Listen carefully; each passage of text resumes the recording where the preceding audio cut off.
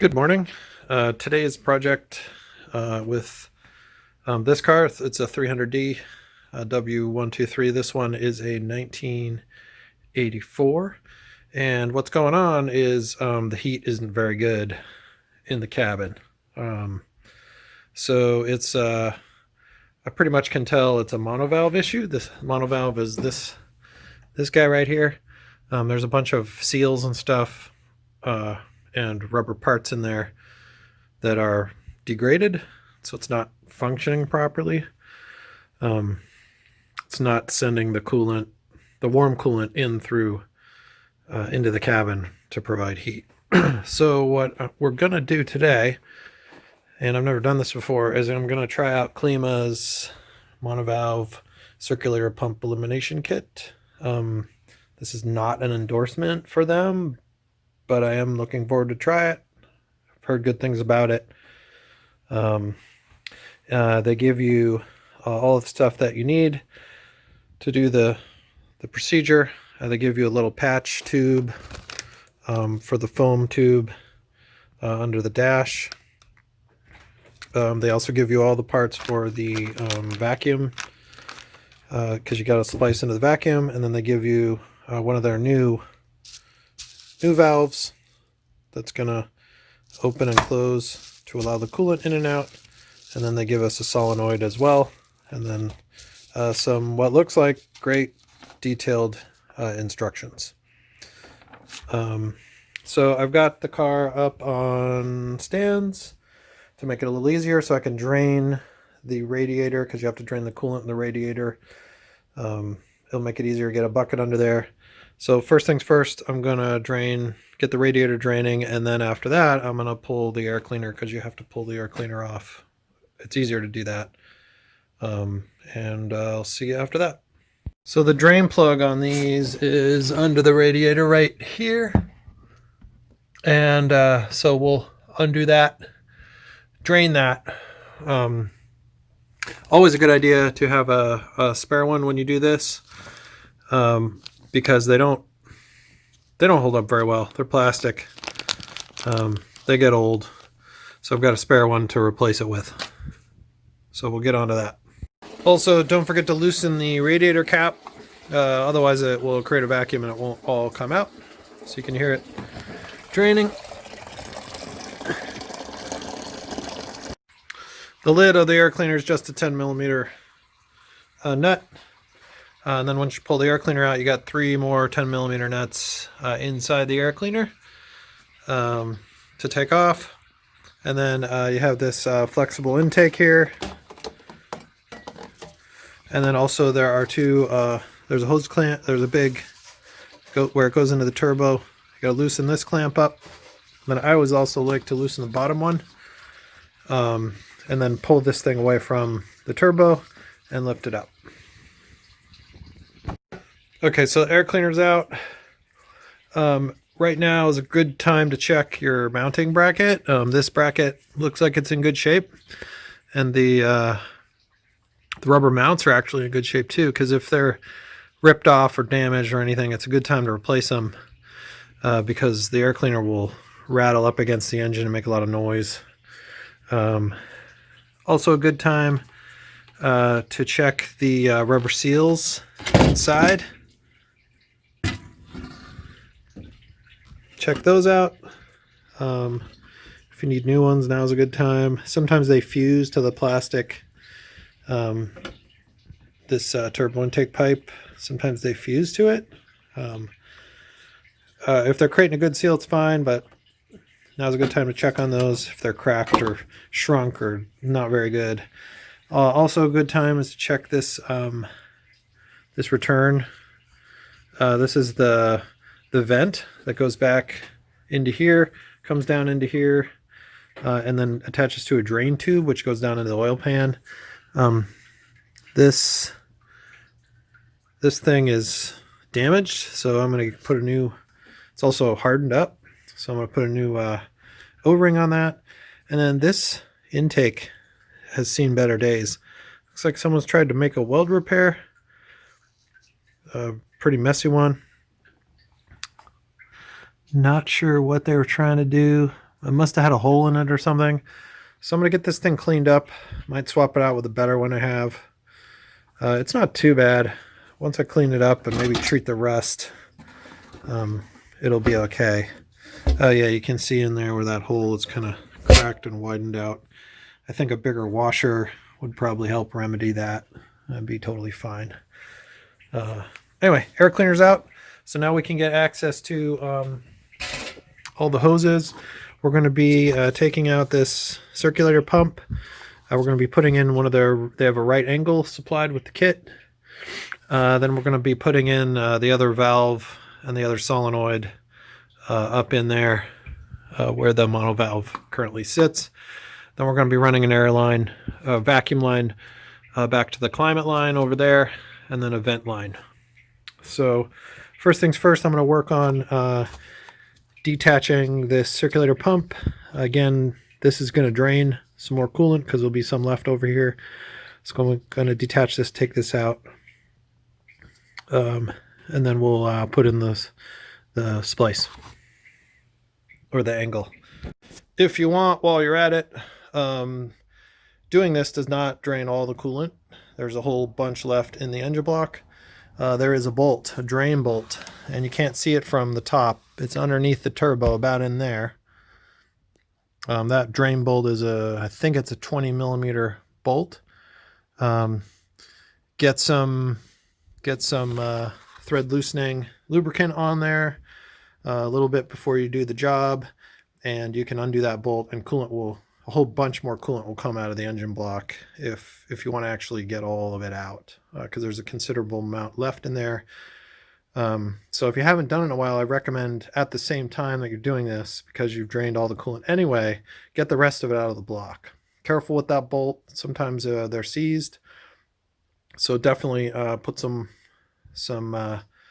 penetrating oil in there before you take it out. Sometimes you heat it up a little bit. But take that out. The coolant will go everywhere after that. So have some towels, get more buckets. Anyway, I do recommend doing that at the same time if you've never done it. So I've got the system drained. I decided to opt for draining the engine block of its coolant. I think I said before it's 20 millimeter. It's actually 19 millimeter on this car. Some of them are different. Anyway, it's got a crush washer. It's a steel bolt, and it's going into cast iron. Also, you'll notice they've got the green stuff in this car. I actually don't prefer to use the green antifreeze coolant in these diesels. The best stuff to use is the Go5 antifreeze coolant, and then mix it 50-50. But we'll get to that later. So next step, I'm going to put this plug back in, check the crush washer, make sure it's okay, and then put the plug back in the engine block, and then proceed with removing the circulator pump. So the old circulator pump is mounted on like this shock mount, and since we're taking it out, I'm going to take the mount out and kind of clean up a little bit of this rust here. It's got two bolts that come up from underneath, one right there and then one back there. The heads are underneath that wheel well there. Pretty easy to get to. I sprayed a little penetrating oil on them, and it's a 10 millimeter socket on the other side. So I'm going to take those out in preparation. I've loosened these clamps. Again, a little bit of penetrating oil helps with these clamps too sometimes. And then we're going to remove the pump. All right, we got the pump detached.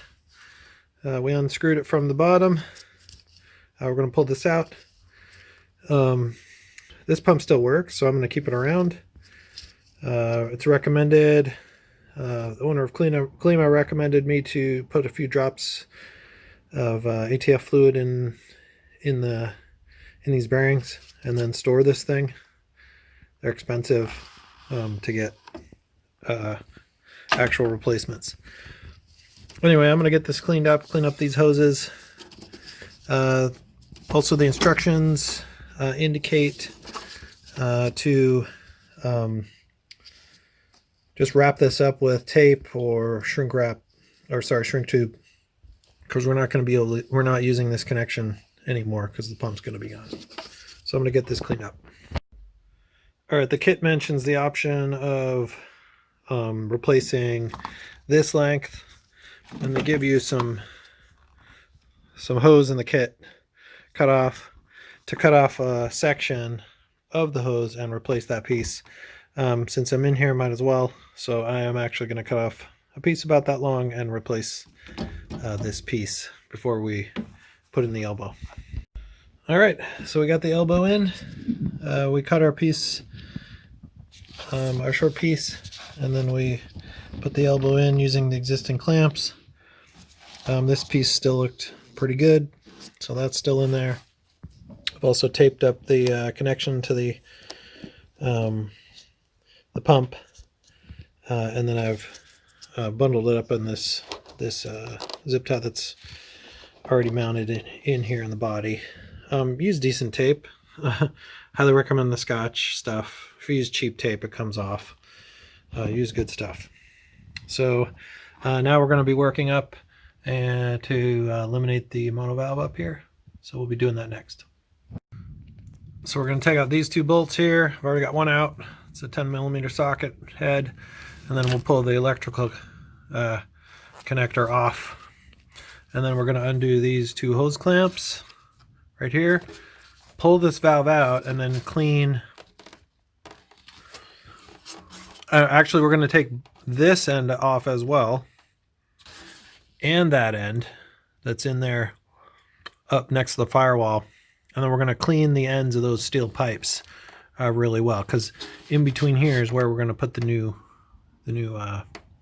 valve.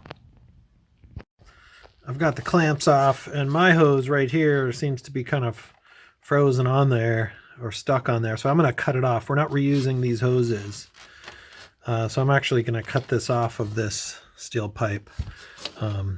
Might have to do the same to that section of it as well, but I'll see. All right, so we got that thing off of there, and now we're going to clean the ends of these steel pipes. Clean them up with some rags, maybe a little bit of fine sandpaper. Also, the bracket that was holding the original monovalve is mounted to the firewall right there. I've undone the bolt and taken the bracket off, and then we're going to actually mount the new switchover valve solenoid in that same hole. Or you can leave the bracket on and put it underneath like they have in the instructions. If you want a place to keep it, I guess. But I'm just going to take mine off. If you were to leave it in, you would just mount it up underneath there like that. Now the idea is that we're going to connect those two pieces of steel tube, and that the new valve is going to go in between. So the instructions say, and what we're going to do is cut two sections of this hose that came with it, join one section to this side, and then to the steel tube that's closest to the firewall, and then the other section to this side, and then to the steel tube that's leading to the front of the car. Supposed to make note and make sure that the arrow that's on this valve is heading away from the firewall out towards the front of the car, and that also this valve, when mounted, is oriented upright in this position. All right, so I've cut a short section of hose because that's going to go in there. I'm actually going to attach it to the valve part first, because once I get in there, it's going to be hard to reach the screw behind this vacuum valve. So I'm going to attach this part first, and then attach it to the firewall piece, and then I'll connect the front of it into this steel tube. All right, so we've got the new valve in there. We've got the solenoid attached to the firewall. Now we're going to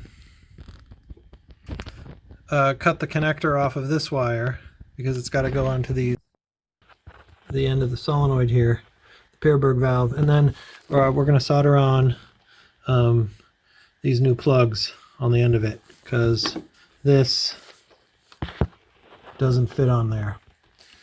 So we're going to solder them on, and then I'll put a little shrink tube around the sides of them. They are not, the polarity doesn't matter. All right, so we got the new ends soldered on. I got some shrink tube on them. And then we're going to attach those to the electrical connections. The instructions recommend some little tiny bit of silicone paste, dielectric grease in between for those electrical connections. After that, we'll move on to the vacuum lines. So I forgot he included, or they included a connector for these. You don't just stick them on to the ends. It's a connector, so I had to cut my shrink tube back just a little bit to actually fit it into the connector. So I'm going to feed them into here and then fasten it onto the Pierberg valve. All right, the electrical connector is fastened in place. Now we're going to connect the vacuum line that goes from the end of this vacuum actuator to the bottom of the Pierberg valve, which is underneath there.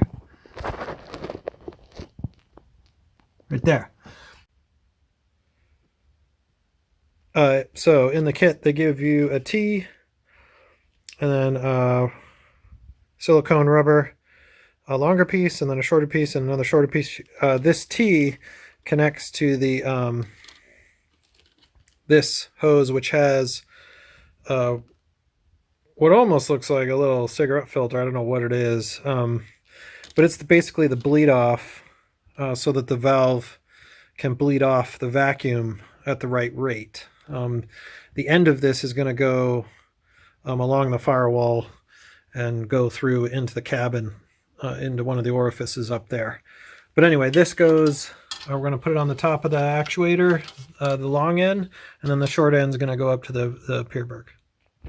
So we've got that connected to the top of the Pierberg solenoid, and then we've got the bottom of it running down into the back of this vacuum actuator. And then this line, temporarily, we're just going to put it over here under the fuse, under where the fuses are, because we're going to actually cut a hole in one of these empty spots and run that bleed off line into the cabin. We'll do that at the end after we do the other part. Also, now you might as well pop the plug on the top. There's a silicone plug that goes on the top, and then we're going to attach this 90-degree elbow onto the top, or this onto this end of the Pierberg, and then this is going to go onto the black vacuum line. And then we're going to run that vacuum line over and connect it to we're going to splice it into the climate. All right, so we've got the angle on there. By the way, the instructions say to use a tiny bit of silicone, a teensy bit on these vacuum fittings. I didn't find the need to do that.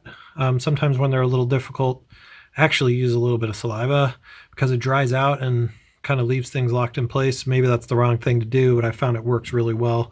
If you are finding them tough, though, a very, very light coating of this same silicone paste is excellent. I've used it when I've had trouble getting the vacuum fittings on, and it works really well. Okay, so now this line is going to go over. We're going to follow our other one. So we've got our two lines coming from the Pierberg. Again, the clear one with the bleed off is going to go into the cabin, and it deadheads in there, doesn't connect anything. And then this other one, we're going to actually splice into, we're going to find our climate control line in here, which is actually the green one.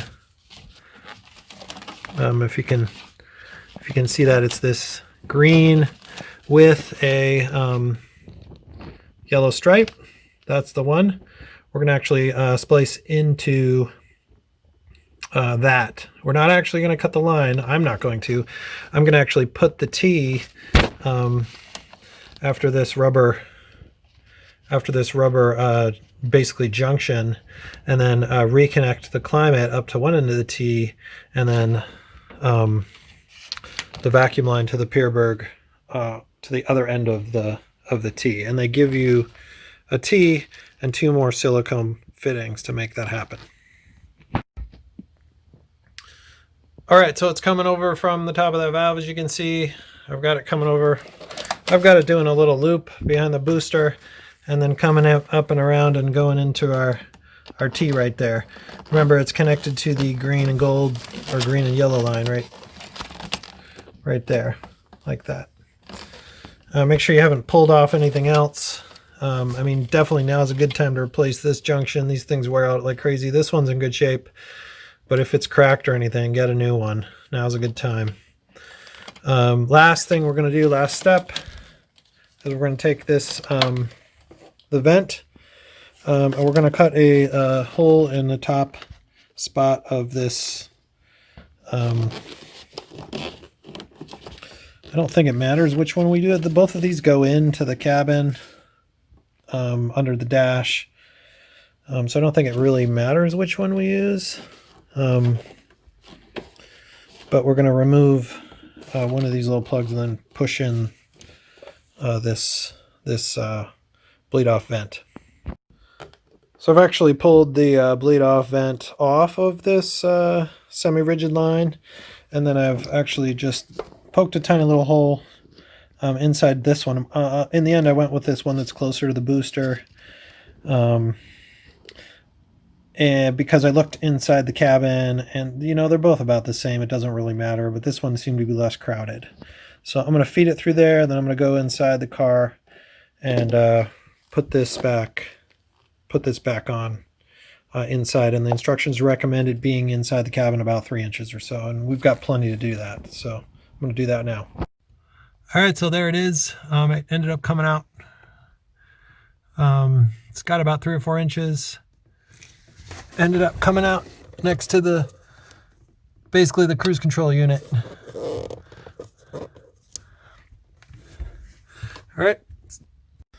All right, so everything looks good. I've added a zip tie up there.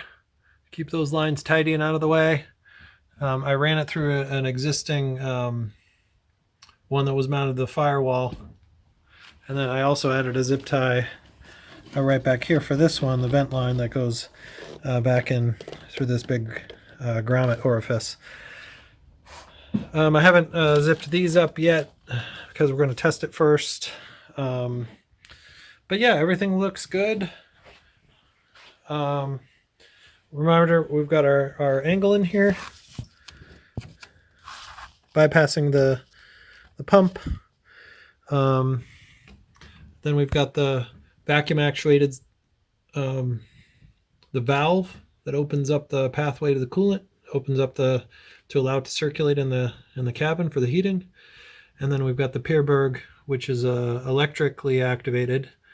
It's not polarity sensitive, but when it's energized, it allows vacuum to go to this actuator, and then it allows the warm and hot coolant to circulate for heat.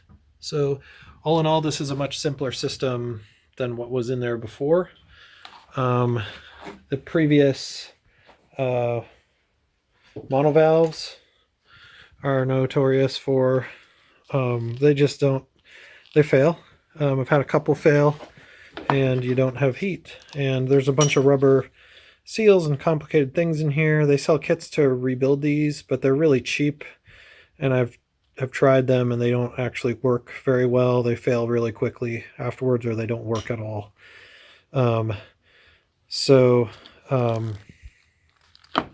I think this is a very simple and elegant solution for this problem.